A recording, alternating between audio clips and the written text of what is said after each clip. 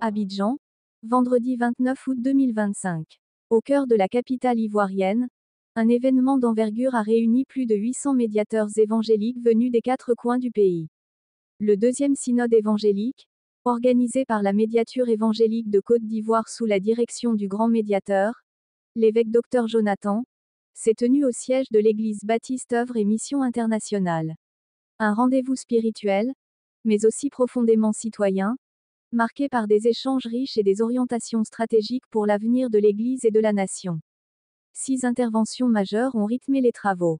Des voix fortes ont pris la parole pour aborder des sujets essentiels. Le rôle de l'Église dans une nation en mutation. La vision chrétienne face aux défis économiques. La relation entre les pères et les fils spirituels. L'histoire de l'Église protestante évangélique. La construction de l'Église de Jésus-Christ. Et enfin, la contribution de l'Église au développement local et politique. Des réflexions profondes, portées par des leaders inspirés, qui ont posé les bases d'une Église plus unie, plus engagée, et résolument tournée vers l'impact social. Le comité scientifique, présidé par le révérend Dr Gozi Isidore Blé, a formulé des recommandations fortes: former continuellement les pasteurs et leaders, promouvoir l'unité autour de la vérité biblique, intégrer davantage les jeunes et les femmes dans les instances de décision, et établir un dialogue permanent avec les institutions de la République. Moment fort du synode. La cérémonie de distinction. Présidée par l'ambassadeur Claude Sailly, représentant le président de la République, elle a honoré les pionniers de la foi, les bâtisseurs de l'Église, et les leaders de la nouvelle génération. Le président Alassane Ouattara a lui-même été distingué par le synode, recevant le prix d'honneur « Apôtre du développement » pour son soutien humanitaire et social envers les leaders évangéliques. À l'approche des élections présidentielles, les églises évangéliques ont lancé un appel solennel. Pour des élections paisibles, justes et respectueuses. Pour une Côte d'Ivoire unie, où le dialogue et la paix priment sur la division. Le synode n'exclut pas de formuler des consignes de vote en faveur du candidat capable de défendre les valeurs évangéliques. En conclusion, l'évêque Jonathan a réaffirmé l'engagement citoyen de l'Église pour une nation juste, stable et prospère.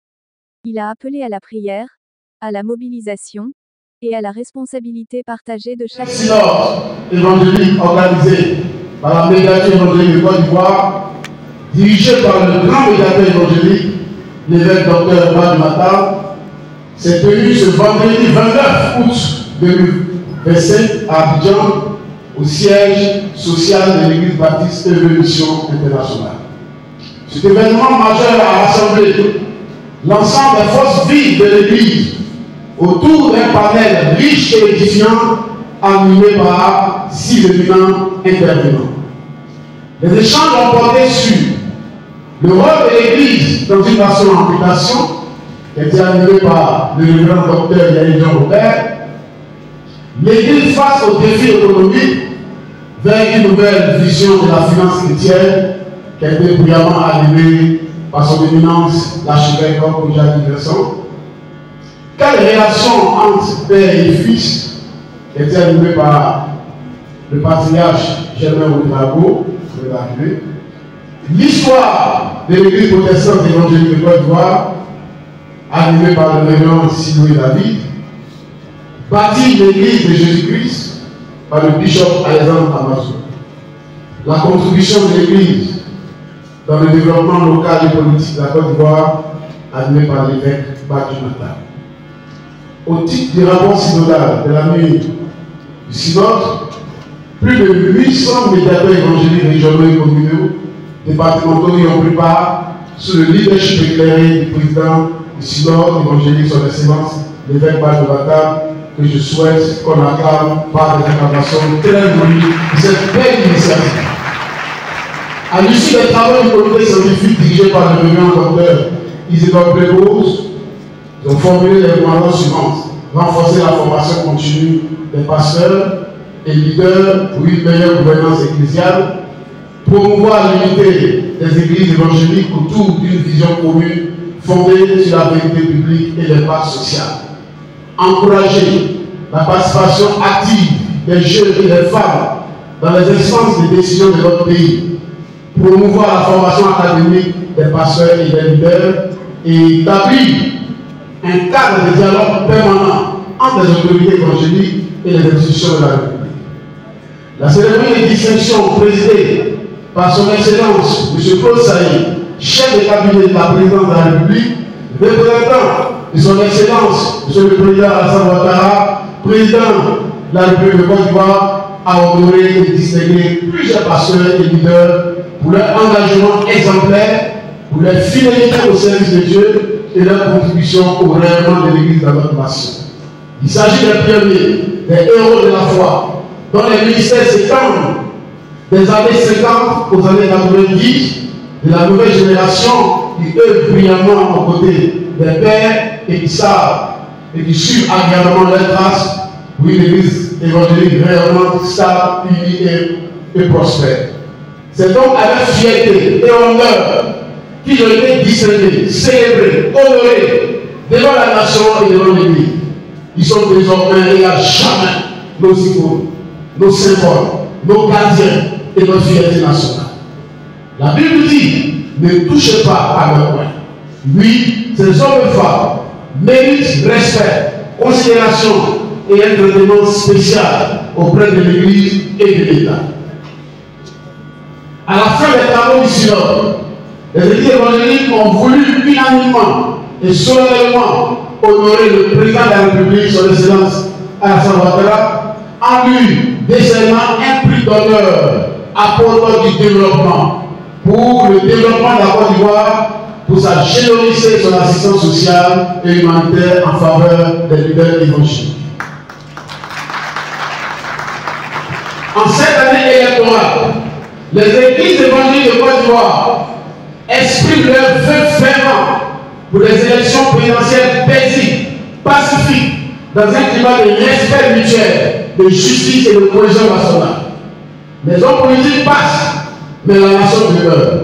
Que l'intérêt de la nation, des Ivoiriens, soit au-dessus de tout. Nous lançons un appel solennel à tous les acteurs politiques, sociaux et religieux.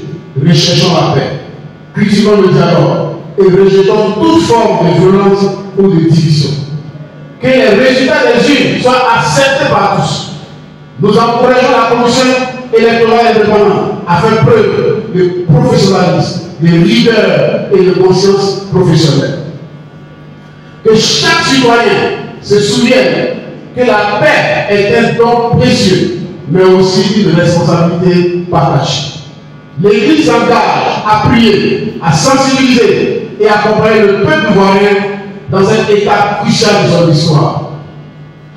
Le synode évangélique a également encouragé les évangéliques à participer activement au processus électoral. Les églises évangéliques, maillon important et très actifs dans la construction de cette nation, décident unanimement de prendre ses responsabilités devant l'histoire. Des consignes de vote pourraient être formulées en faveur du candidat à même de défendre les valeurs et les intérêts de la communauté évangélique. En conclusion, le grand médiateur l'évêque Badonatra, initiateur du synode évangélique d'Abidjan, a réaffirmé au cours de ce deuxième synode évangélique l'engagement citoyen et la grande responsabilité de l'Église pour une Côte d'Ivoire unie, juste et prospère. Je vous remercie. L'Église protestante évangélique s'organise de plus en plus. Nous nous organisons et la médiature, qui est notre mouvement de rassemblement, a organisé cet événement et tous les prélats sont là. Et évidemment, nous sommes là pour préparer aussi, pour nous préparer et encourager les gens à la paix, parce que nous sommes dans le contexte des élections. Il faut la paix, c'est notre rôle de prier pour la paix. Mais nous sommes là beaucoup plus pour participer, continuer l'organisation que nous mettons en place, la structure que nous mettons en place pour consolider, n'est-ce pas, l'unité dans le corps de Christ évangélique. La médiature évangélique a le fait de participer au deuxième synode, qui est un rassemblement annuel qui permet donc à l'Église de réfléchir sur les perspectives d'avenir, faire un point du bilan de l'année et se projeter. L'année électorale nous amène a justement prié les hommes de Dieu, les entités, à l'effet que celles-ci, ces entités-là, prient et protègent la Côte d'Ivoire. Faire en sorte que la paix qui est plus glorieuse que la guerre soit ce qu'il y a à magnifier. Donc, en plus de l'organisation interne, de la structuration de l'Église, nous avons porté le discours du président de la République à l'effet de leur demander de continuer de tenir la Côte d'Ivoire, permettre que chaque fille, chaque fils vivent dans la paix.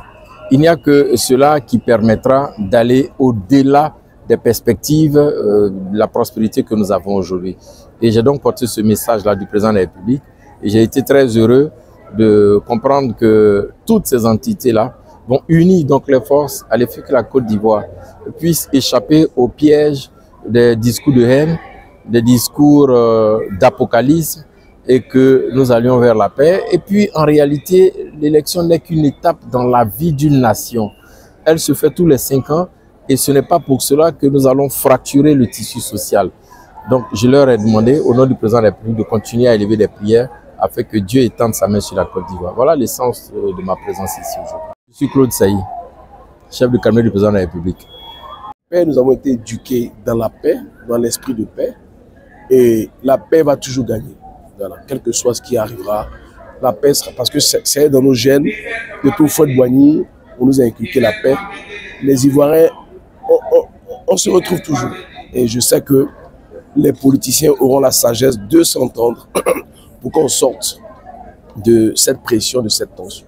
Je sais que nous prions en tant qu'hommes de Dieu et ça va bien se passer.